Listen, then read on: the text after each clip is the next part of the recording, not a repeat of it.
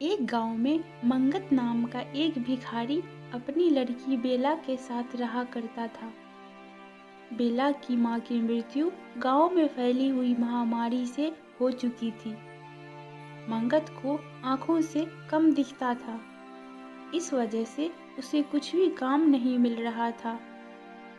आखिर वह मजबूरी में पेट भरने के लिए बेला को अपने साथ भीख मांगने गांव में लेके जाता था। बेला को भीख मांगना पसंद नहीं था, उसको पढ़ाई करना पसंद था। जब भी बेला अपने पिता के साथ गांव में भीख मांगने सरपंच के घर जाती थी, तब पंच के बेटे मोहन को पढ़ाई करते हुए देखकर बेला को बहुत बुरा लगता था। वह मन ही मन सोचती कि काश मैं भी पढ़ाई कर सकती। पंच की पत्नी रोज बेला को देखकर ताना मारती थी। उस दिन पंच की पत्नी मोहन को बोली कि दरवाजे पर जो भिखारी आया होगा उसे बासी खाना दे और जाने को बोल। फिर पंच की पत्नी बोली कि गांव में एक भी हॉस्पिटल नहीं है और इन भिखारी लोगों की महामारी जैसी बीमारी मेरे बच्चे को लग गई तो मैं क्या करूंगी। इन सब बातों को सुनकर वह दुखी हो गए और घर चले गए। अगले दिन बेला बोली, बाबा, गांव के सब लोग हमारे पास से दूर क्यों चले जाते हैं? हम इतने बुरे हैं क्या? उसके पिता उसे बोले, अरे नहीं बेटा, हम बुरेपन के विचार हमारे गरीबी में और लोगों के विचारों में है। फिर बेला बोली, बाबा, एक दिन मैं डॉक्टर बनूंगी और आपकी आंखों का इलाज करूंगी। गांव में एक हॉस्पिटल बनाऊंगी। उसके पिता बोले कि बेला, हमको 2 वक्त की रोटी भी मुश्किल से मिलती है और यह सपना तो श्रीमंत लोगों को देखना चाहिए।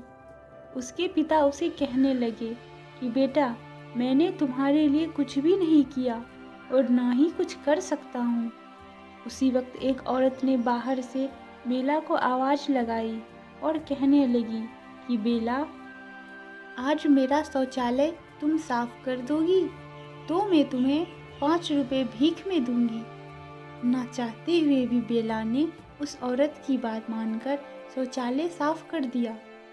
जाहिर सी बात है, इस काम को करते हुए बेला को बहुत बुरा लग रहा था।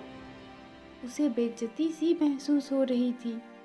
बेला ने निश्चय किया कि वो अब किसी भी तरह डॉक्टर बनके दिखाएगी। फिर एक दिन बेला उसके पिता को लेके मंदिर गई और उस मंदिर के पास एक अब्दुल चाचा रहते थे।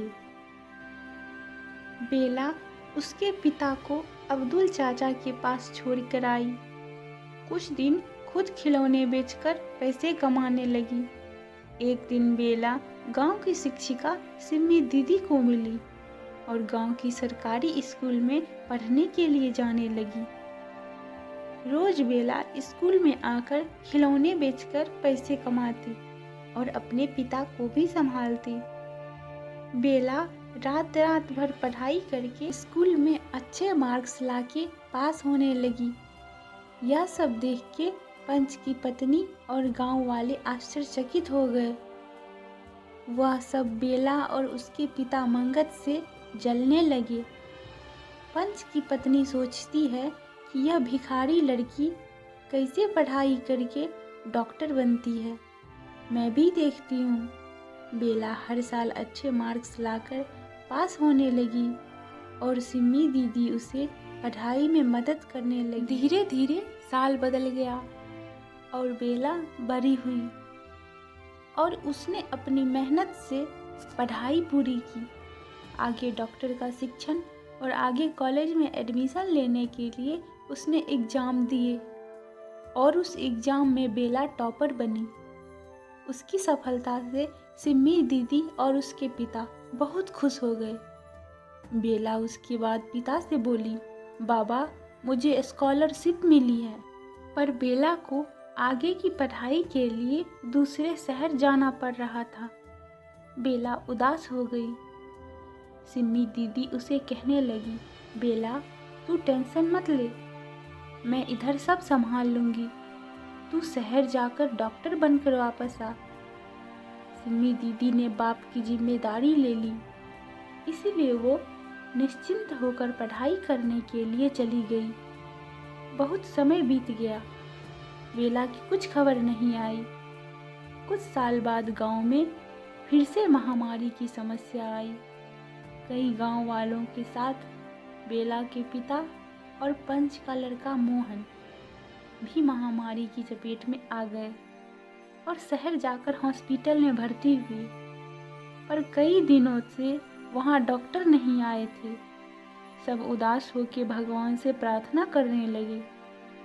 अचानक एक नर्स उधर आई और बोली, आपको चिंता करने की कोई ज़रूरत नहीं है, क्योंकि सरकार की तरफ से शहर की सबसे बड़ी डॉक्टर इनका इलाज करने आ रही है। ये खबर सुनकर गांव वाले बहुत खुश हो गए। हॉस्पिटल के सामने बहुत बड़ी कार आकर रुकी और उसमें से एक डॉक्टर नीचे उतरी। तब गांव के सरपंच ने उस डॉक्टर का माला पहनाकर स्वागत किया। जब डॉक्टर उनके पास आई तो सब आश्चर्यचकित हो गए। वह डॉक्टर कोई और नहीं तो वही लड़की थी जिसे वो भिखारन बेला के नाम से जानते थे। उसने अपने पिता का आशीर्वाद लिया और सब गांव वालों का इलाज शुरू कर दिया। बेला के इलाज करने के कुछ दिन बाद सब गांव वाले बीमारी से ठीक हो गए। उसने उसके पिता की आँखों का ऑपरेशन किया और आँखों की दृष्टि फिर से उनको लौटा दी। बेला की मेहनत से वह सब गांव वाले उस बड़ी बीमारी से बच गए। वैसे ही पंच और गांव वाले आपस में चर्चा करने लगे। बेला पर उन्होंने अत्याचार किए थे। उस समय उन्हें पछतावा होने लगा। सबने बेला से माफ़ी मांगी और माला पहनाकर उसके नाम का जय जयकार किया। यह दृश्य देखकर बेला के पिता को उस पर गर्व महसूस हुआ।